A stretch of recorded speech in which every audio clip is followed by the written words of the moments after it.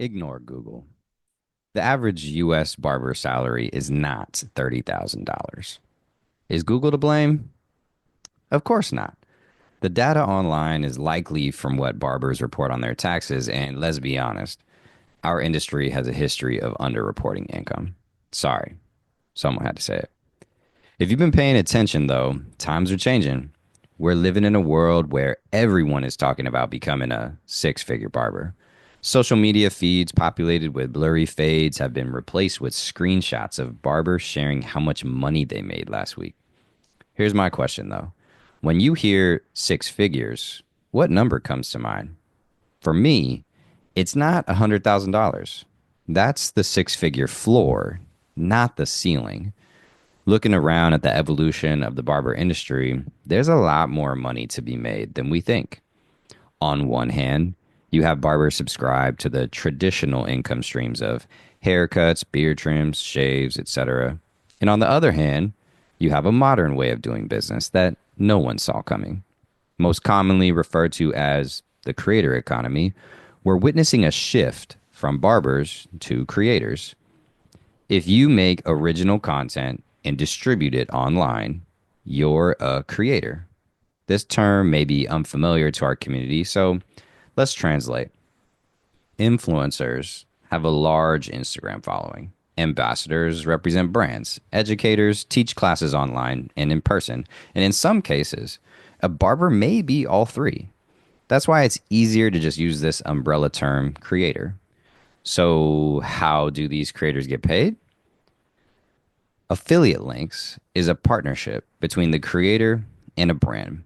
You get a unique link or code if someone buys a product, and the buyer's journey starts by clicking your affiliate link or typing in your code, then you'll earn a commission of the sale. Some companies have an open application for anyone to become an affiliate, while others are more exclusive. Educators come in different forms. Some educate on YouTube and earn money once they attain a combination of subscribers, video uploads, and public watch hours. Some sell online courses where you pay a one time fee or monthly subscription for access to the online lessons and online community. Then there's in person educators who get paid to teach a class or workshop and will likely record their class so they can repurpose the content later. Brand sponsorships is another partnership between a creator and a brand. You create original content, photos or videos, and give the rights for the brand to use them as stated in the agreement. Please make sure there's an agreement. It could be a deal where you make 5 videos for the brand, or it could be a video or podcast that features an advertisement. Ambassadors exclusively represent a brand. Typically, an ambassador will need to post a certain number of times every month and will need to attend industry events where they'll educate or be at the booth. Some ambassador programs will get paid monthly, get free products, and get travel expenses covered. In some cases, they may be paid a day rate to be at the events on top of a monthly incentive. But beware, not all brands will pay you. There are many different ways to earn money as a creator. Is it for everyone? Of course not. But if you've been wondering how some of the most well known barbers in the industry make their money only cutting random strangers in the park or only cutting one day in the shop a week, now you know. Welcome back to Beyond Barber School. I'm your host, Barber Doza.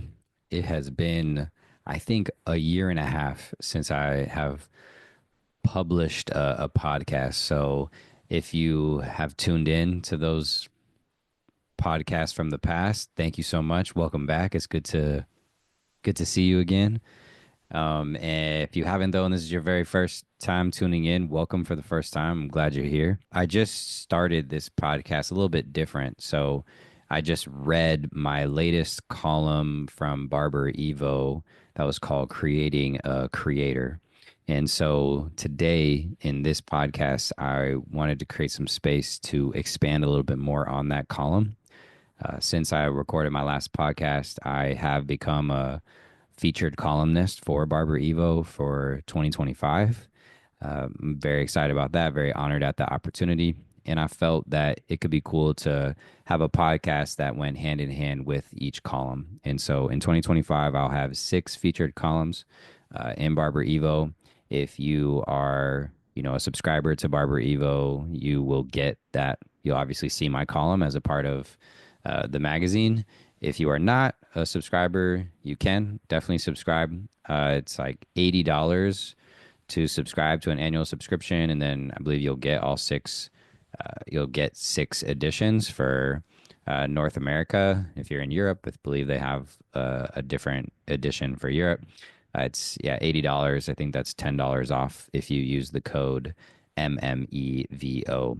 Yeah, so I'm a featured columnist this year, and this is the first column. Creating a Creator was the first column that was published. And yeah, wanted to make some space to kind of expand a little bit more on the column itself. I aim for about 600 words in each column. And so there's only so much that I can say there. It's really more of an introduction to the topic. And then here in my podcast, I figure it could be a good space for me to expand a little bit more on that topic.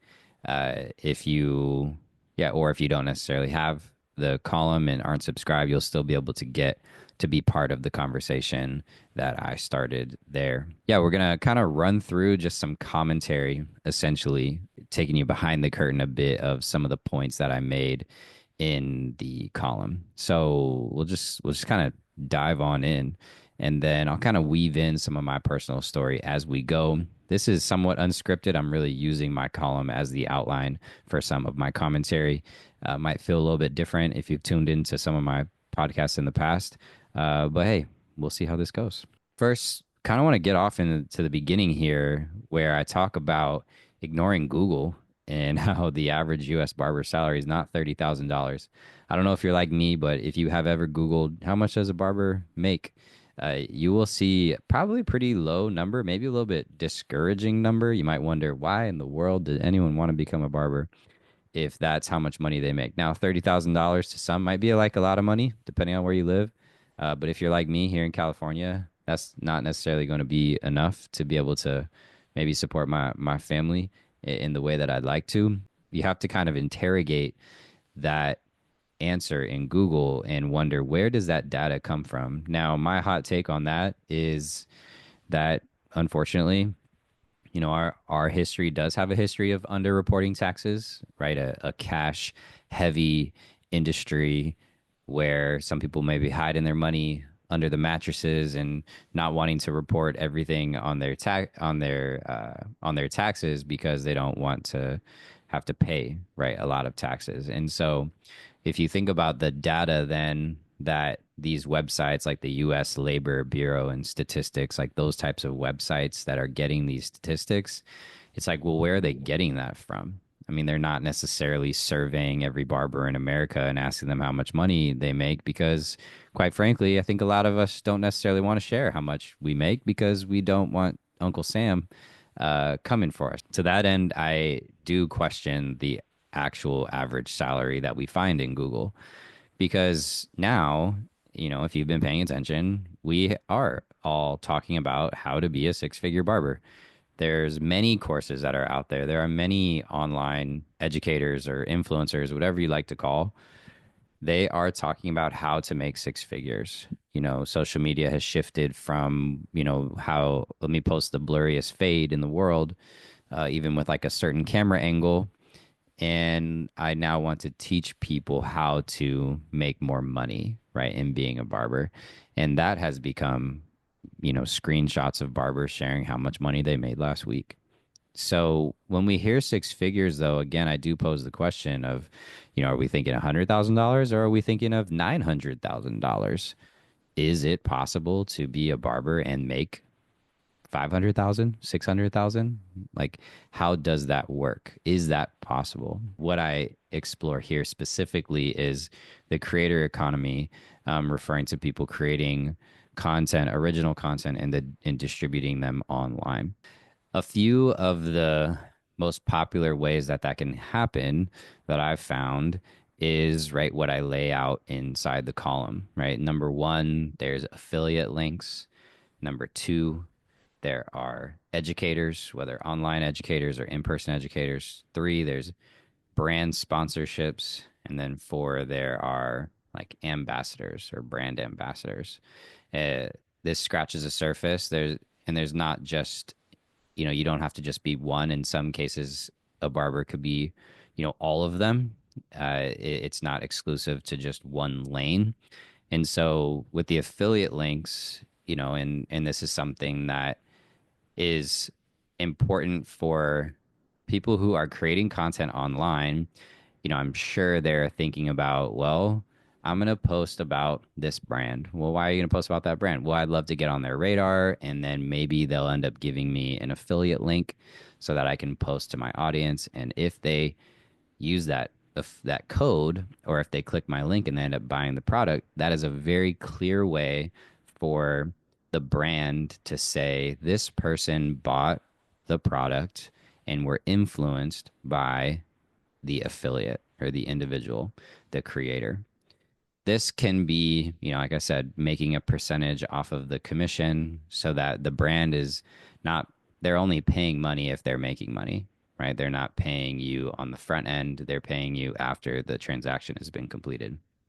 Now, can you make six figures off of just affiliate links? Gosh, I don't know. Depends on the price of the product and how much commission you could be making. I doubt that you're probably making an insane amount of money on affiliate links. I feel like the affiliate links is a really popular way for a lot of writers. Like if you choose to write a lot of blogs and your blogs have a ton of web traffic and you're featuring different products there, then you can embed your affiliate links there, and that can, definitely lead to a good amount of sales. But I don't know how lucrative the affiliate links is. Again, depending upon the brands you're working with, the products, and the price point of the products. Right? If it's a $10 product or a $20 product and you're making 10%, that's going to be much different than if the product is $400 and you're making 10%, right? So those are some variables there when you're thinking about affiliate links. For educators, this is going to be, two different types. So for educators, you have, I'd say like your YouTubers, I would maybe lump them into even an online education format or space where, right, they are making money from a combination of subscribers, whether it's video upload subscribers, public watch hours. So that's YouTube is actually cutting a check to those depending upon their following. And in that space, it is really, really important probably to have a high amount of subscribers, a huge amount of followers, because that will, help you meet the requirement for subscribers. It can also lead to public watch hours, etc. But then there's educators who sell like online courses. And so that could look like a one-time fee where you have access to all of the course content.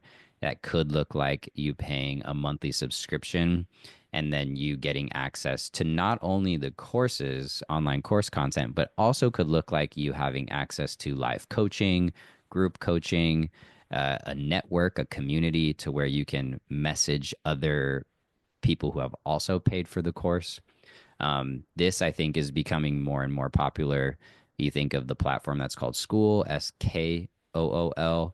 I feel like it's Alex Hormozy. If you're familiar with Alex Hormozy, he has been the flagship kind of individual for School. Chris Basio has created his own school through Tomb 45. I think Marvy Marv, he has his own school.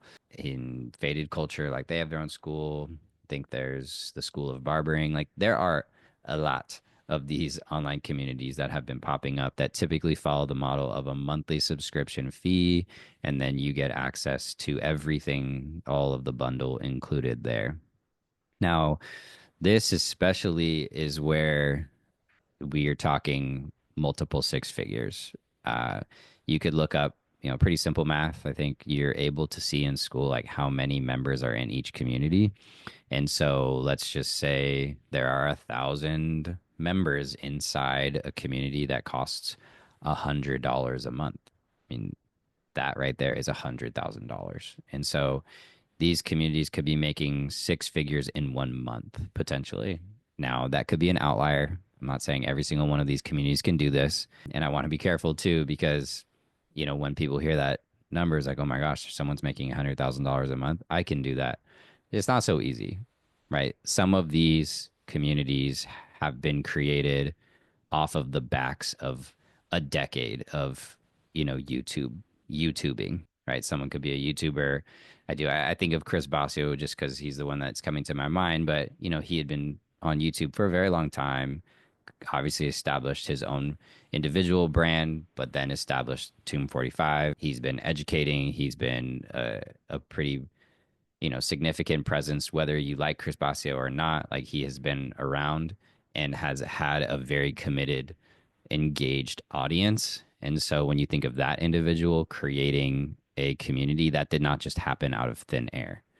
That came off of years and years of hard work. And I'd say him and his team are definitely reaping the benefits of planting seeds that were planted a very long time ago.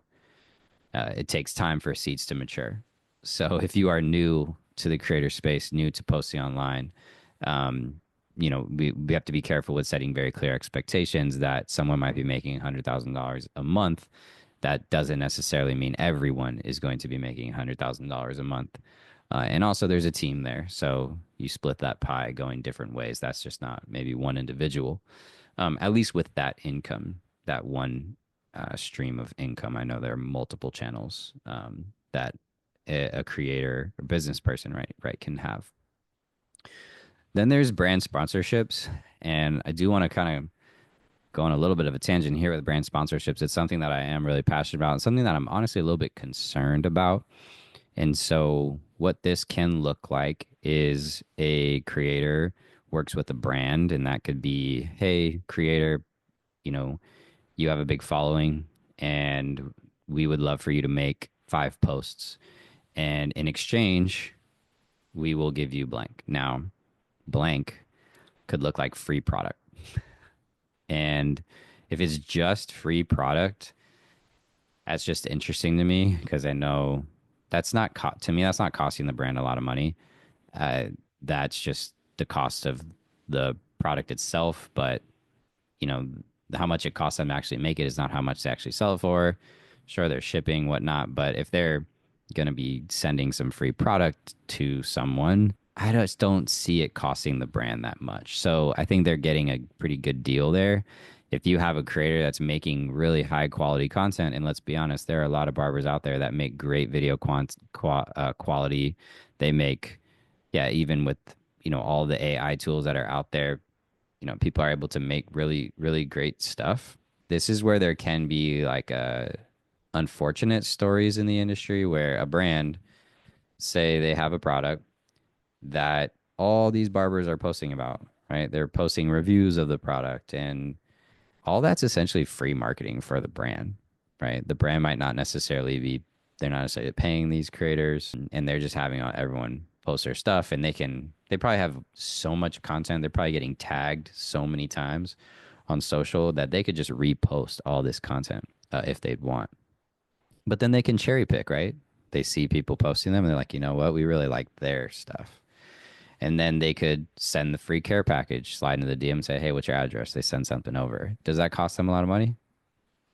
Debatable. But there's, I think, a narrative that's out there in our community that says, if I get free product from a company, then I've arrived. Now, if we want to drill down on that, have you made money on that? Like from the brand? Well, they just sent you free product. So, but did they cut you a check? To harp on this point that I wrote in the article is you have to make sure that there's an agreement and please read the agreement.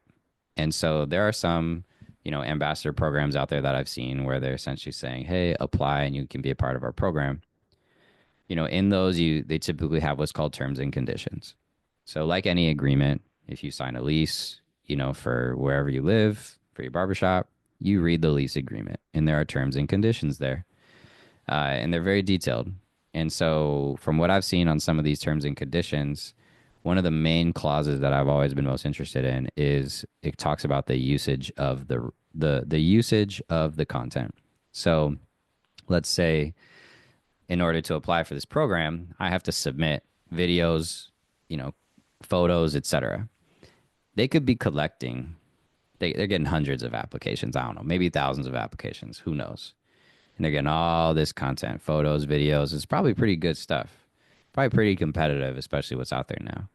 And a clause that's in it that I saw was essentially saying by submitting your application in and sending in these photos and videos, you are giving the rights for the brand to essentially do whatever they want with it.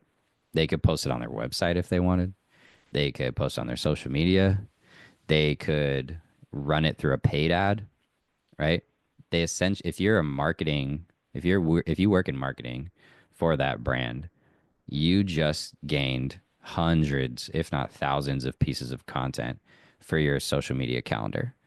For any of you that are out there that are creators, right? We all think about our content calendars. What are we posting? When are we posting it? We have to do video production. We got to shoot it. We got to edit, all that stuff. Imagine being a social media coordinator or manager or director of marketing. I don't think this is their problem, right? Content is not their problem. They have an insane amount of content at their fingertips. And these types of campaigns of an application for, let's collect an application for our ambassador program. If I'm looking at it one way, it could just be a way for them to gain really quality content and backfill their content calendar for the year. Now, that's maybe kind of a jaded response, but um, that could very much be happening. Please pay attention to the agreements. Please pay attention to the terms and conditions because in other industries, if you're a brand, you have a marketing budget. And let's say if you don't have all these barbers that are creating content for you and giving you the rights to post your stuff, what are they going to do? They would have to create that content themselves, right? They'd have to hire a photographer, maybe. They'd have to make sure someone on their team would be creating this content, posting this content, and that takes them time, right?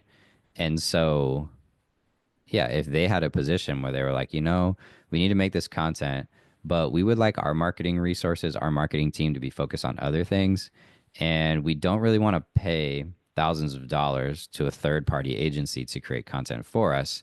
So what if we could just get people to make content for us for free and then we could use it? It's jaded, but I mean that is a way to look at it. I think, and that's where we could be partaking in or being complicit even with how that business is run. I think where on the flip side, I think we have to know and acknowledge. We talk about know your worth, know your worth. If you're a barber, that's depending on your price point. We love talking about that. I think carry that same energy into these brand negotiations, right? It's what is your content that you're making actually worth? It might not be worth just free product. It's worth way more than that. It's not worth you just giving them the rights to all of your content to do whatever they want with it, right? You need to sit at the table, sit at the negotiation table and say, hey, I love that you love my content, right? I love to talk about what you're planning to do with the content. What's the usage of this content? Yeah, there is a cost that would come if you're wanting to use it in that way. I think you're leaving money potentially on the table there. That quite frankly, the brand probably has a budget for, but they just haven't been forced to negotiate because there's so many barbers out there that are willing to just do it for free or for free product. Right. So something to think about. Now, on this topic, it's the same thing that comes with ambassadors, right? Reading the terms and conditions if you are considering being an ambassador. Now, the difference here could be, a brand could just want to send you free product, but you're not necessarily one of their ambassadors, right? The ambassador is probably going to be their top tier level of educators. They're flying them around the country to go to different events. They are doing photo shoots with them. They are, expecting them to post X amount of times every single month, yada, yada, yada. These also have terms and conditions, right? These have an agreement. And so, also very important, if you are considering that, then make sure that you're reading the agreement and that it's a mutually beneficial agreement. There could be non compete clauses there. Play out what's the worst case scenario if the partnership goes south. Be thinking about these things because you probably want to make sure you're aligning yourself with brands that is also in alignment with your own brand.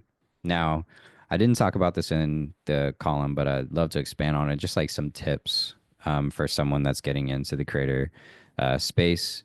You could be someone that has been gaining a lot of traction, a pretty big following. Maybe you had some things go viral and you weren't prepared for that. You could have a brand that's is asking you to post, or maybe they're asking to send you free product.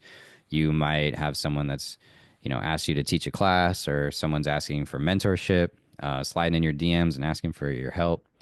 I'd love to just kind of give you some thoughts based on what I've done that has kind of worked well for me, but um, also hopefully will give you some guidance or some tips. So, tip number one is I'd say collect an email, collect email addresses. So the analogy that I've used here, not me, but it's a popular one that's out there, is social media is you're renting versus an email address is you are owning, right? That's the difference between renting and ownership.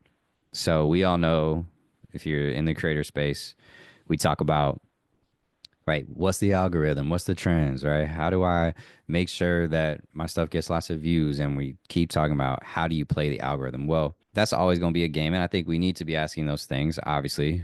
But a story that I heard was, we could be honest, there are some people out there that have hundreds of thousands of followers, but that follower count can sometimes be a vain metric, right? A lot of that could just be bots, right? It could be spam accounts. They're not real.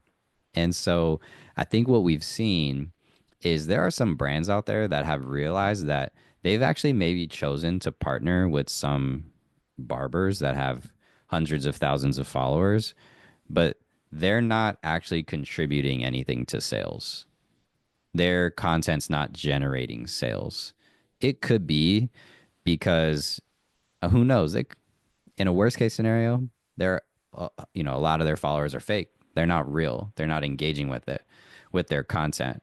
They're not an engaged audience. And so the argument here for email is, if you post something, you can't guarantee that all your followers are going to see it.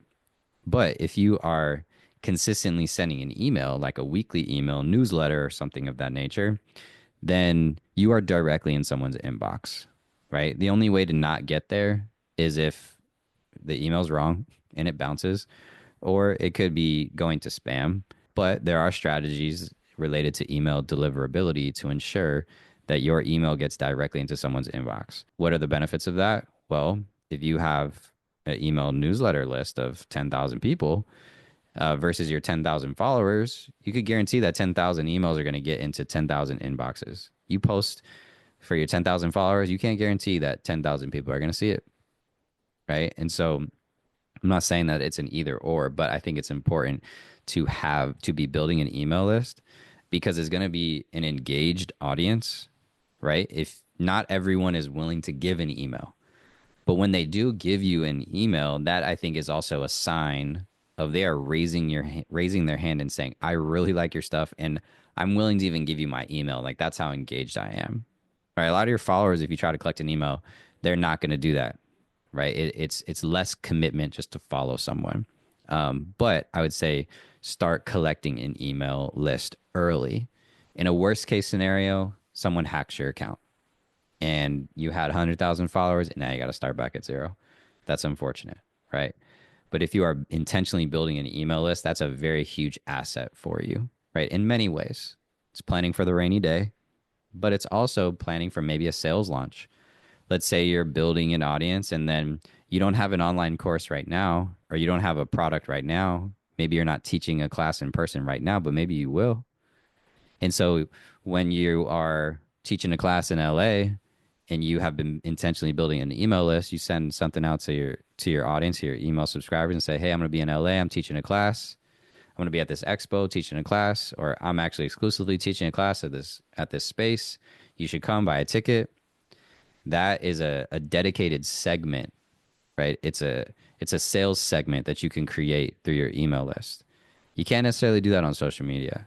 All right. You can't send a targeted piece of content to a specific group of people based on like geography, unless you want to do like paid ads or something. But you could be way more efficient in doing that with email. I can't harp on that enough. So if you're in that space and someone's DMing you a lot and asking you certain types of questions, pay attention to what are those types of questions that they're asking you.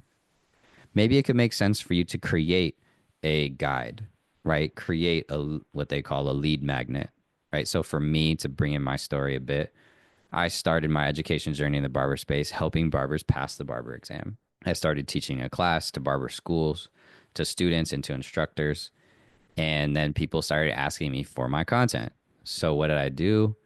I created a guide, a free study guide that was just a PDF. And this was actually way more efficient for me. Instead of me having to reply to everyone's DMs, I could just say, hey, just shoot them a link instead. Say, hey, here's my link to go download my guide. Then they go to the landing page and then they give an email, they submit, then automatically, right, without me having to do it, it automatically will send them an email. They confirm that they're a real person, and then the PDF is downloaded to their computer, right? Uh, this, you could do something like this depending on what you're known for, right? And so there's a lot of different topics that I feel like can be saturated. For me, I found a niche in helping barbers pass the barber exam.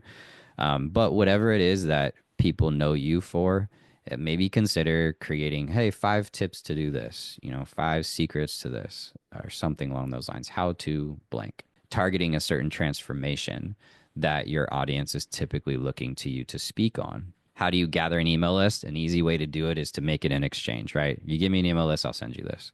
If they want that thing so badly, then they'll give you an email. That's one of the biggest things, honestly. Suggestions that I would start with. You're building an audience, you have a following, try to convert it into an email list.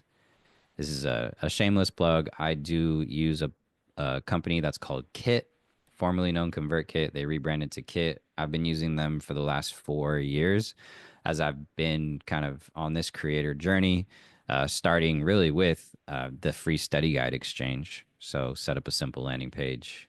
All of that is done through Kit. And then when someone subscribes to download my free study guide, there's an automatic email segment that happens. So on day one, I'll send another email. On day three, I'll send another email. Day five.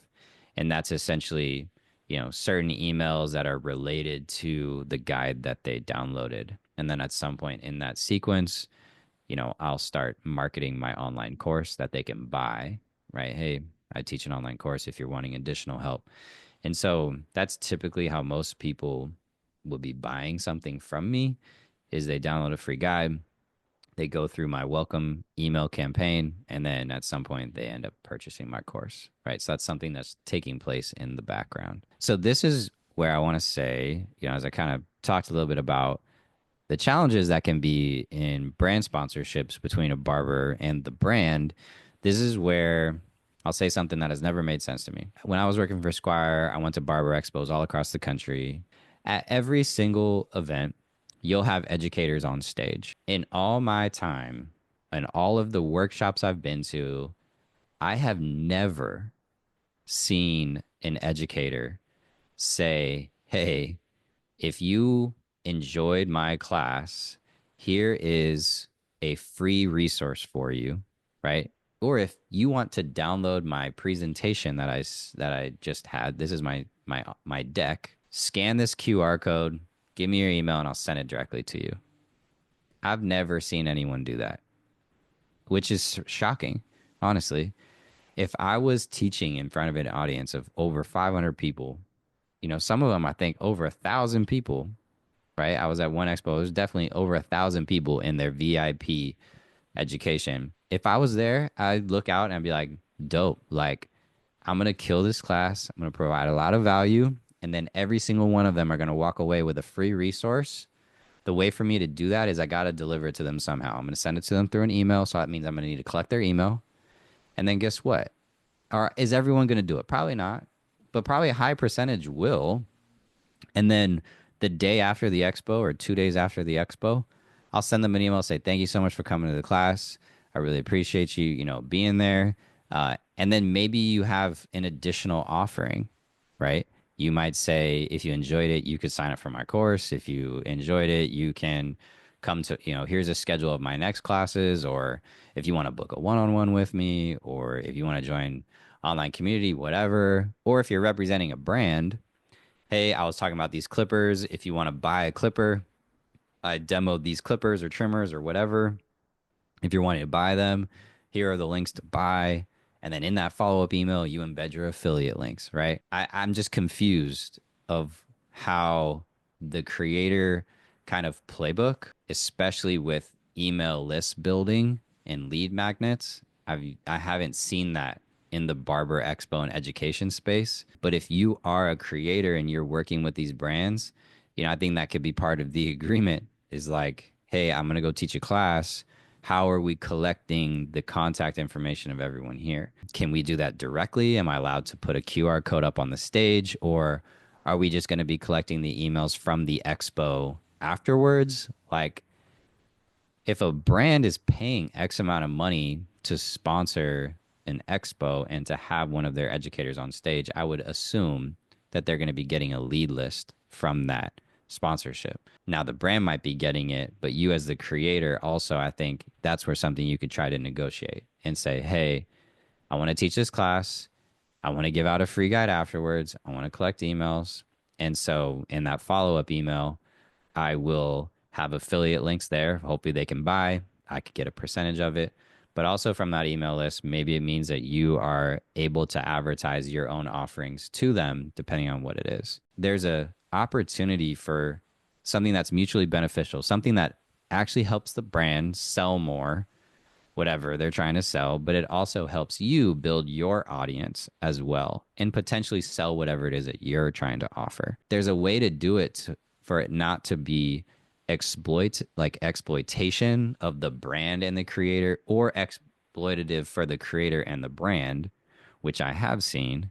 I have seen some brand ambassadors before completely take advantage of a brand, get paid their monthly, stipend, get paid their day rate, go teach a class, and then like really not even focus on selling the product or talking up the product, which is it's a two-way street, right? I think I've seen people getting taken advantage of it, but also brands getting taken advantage of, bars being taken advantage of. But there is another way, I think, for there to be what it is. It's a partnership, right? For there to be these better partnerships between educators, creators, and brands that's mutually beneficial. Which that's kind of a vision. I'd love to see that model more so in our industry. If you take a magnifying glass, you might look around and see some brands have gone away from their ambassador programs completely. They've just erased it.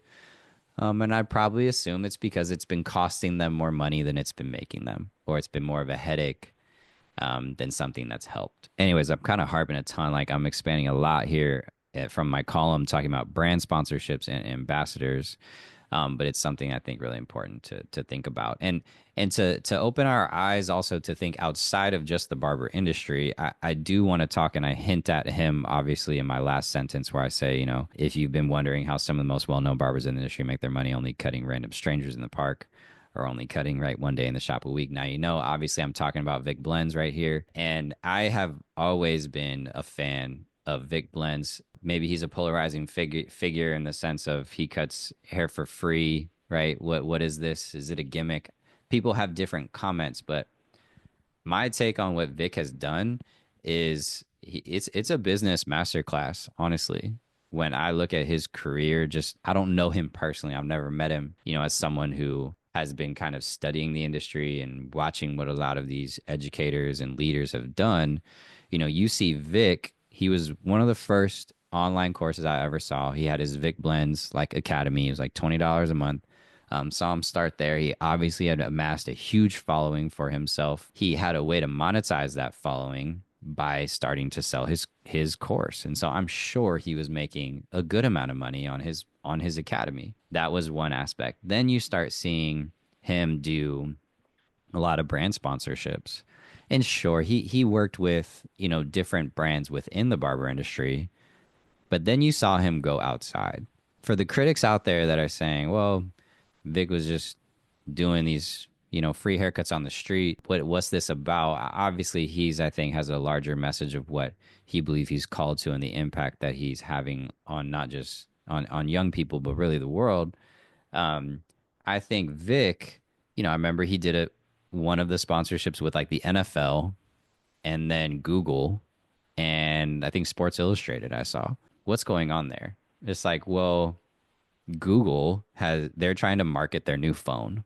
And so they have an individual like Vic who has a very large following, and they're going to probably, again, this is all speculation. I don't know the details of any of it. I don't know Vic personally, but this is, again, just my hot take on what I'm seeing is They obviously probably paid him a certain amount of money to do that sponsorship, where it would be a shared post, a collaborative post. So he posts it, and Vic has his video team, right? So Vic can do, well, we'll do this video for you, and it's going to cost X amount of money or something, right? For him to post on all of his platforms. Like it's going to cost the brand a certain amount of money. Why is they doing that? Well, the brand is trying to do a marketing effort. They're trying to get their product out there for more eyeballs to see, and Vic can help them do that. So he's getting a paid deal with Google, right? Or he's been doing one with Ray-Ban, I think, right? With the glasses. You think Ray-Ban's got a pretty big budget, a marketing budget, right? I'd say so. And so, sure, he was doing these random, haircuts for strangers on the street. Is it a brand sponsorship every single time? Probably not. But I'm sure he's getting paid like a good amount of money whenever he does do them, right? These brands have huge budgets. I could imagine what it is. And then you look at his podcast. I know you started for a little bit, and then he kind of came back. And I don't know if y'all remember Tom Brady, right? Tom Brady was on one of his guests, and so I did kind of a deep dive, and I was like, "That's crazy. How would he get Tom Brady?" But sure enough, the production company for the podcast is actually owned by Tom Brady's like holding company. Vic's podcast essentially, I don't want to say it got acquired, but it's one of the podcasts that's produced by Tom Brady's company. And who are some other sponsors there? Well, Tom Brady has another company called No Bull. It's like the fitness apparel company. Tom Brady's wearing a No Bull shirt in the video. There's a marketing scheme there, right? There's eyeballs here. And so Vic's content is a vehicle really for these brands. There's a lot of eyeballs, there's quality content. You got huge stars around the world that are there, and there's massive brand sponsorship deals that are here, and Vic is probably an outlier here, right? He's, I think, managed by an agency, right? He has an agent that's negotiating a lot of these deals. It's different. He's not the only one, right? Vince Garcia, personally, probably one of my favorite barbers that I've looked up to. He is an ambassador for Dior. I know he just posted recently about work they did with Rogaine, right? He was at like the New York Mets game, and it was with Rogaine. I know he's done stuff with Gillette. And the Gillette team they're called like the Gillette Barber Council. There are brands that are outside of your Clipper Company brands, right? That I think it's really neat to think about. Those brands are beginning to see the value that barbers have in terms of an influence, right? And that's pretty cool. And so when we start to pivot and think about how much money is out there in the creator economy, is it six figures? Is it more than that? Is it, $100,000, or is it $900,000? I don't know. Is it even seven figures? Who knows? But when you're thinking about some brands that are out there now being interested in partnering with barbers, I wouldn't be surprised, right, of a certain amount of money that some of them might be making. It's pretty crazy to think about. All right, so there's a lot there. Obviously, I had to unpack a good amount beyond 600 words. If this is something like if you are starting out your creator career, or maybe you're listening to this and you actually have a good amount of following, and you're like, man, I'm trying to figure out how do I get this into an engaged audience? Like, I actually want to sell a product, or I'm going to create a course, or I'm trying to sell tickets for a class that I'm teaching, but it's kind of stalled. I actually love talking about these types of strategies. And so if you're interested in connecting with me to talk about this, one thing I've never done this before, but I'm going to actually demonstrate what I've been talking about. And I'm going to have a free guide, actually, for all of this topic. It'll just be like my 5 tips for creators. Yeah, it'll just be a free guide. So you just give me your email and it will send straight to your inbox. So I'm even want to demonstrate what this can look like in real time. And when you do it, I want you to pay attention. Like, all right, I'm going to send you to a landing page. What's the design of that, right? What's the domain name? www. What, right? When I hit submit, what happens? Is there a thank you page? Okay. It goes to an email that now goes into my inbox. What does the subject line say? What's in the body text of the email? When I click confirm, then what happens, right? Maybe a day or two later, you end up getting a follow up email that's related to the guide. How many of those do you get? Right. So pay attention to the mechanics of how all of this is run. All right. Well, thanks for tuning in. Again, a little bit of a different podcast. I've never done this before. This is all based again on the column called Creating a Creator that was a part of Barber Evo. There'll be more columns that I'll be posting this year, and we'll have podcasts that go in conjunction with it. If you like this format and you found it to be interesting, feel free to shoot me a DM as well. Thanks for tuning in. It feels good to be back here with a microphone in my hand, and excited to be doing more of these. And thanks again for tuning in to another episode of Beyond Barber School. I'm your host, Barber Doza, and we'll see you next time.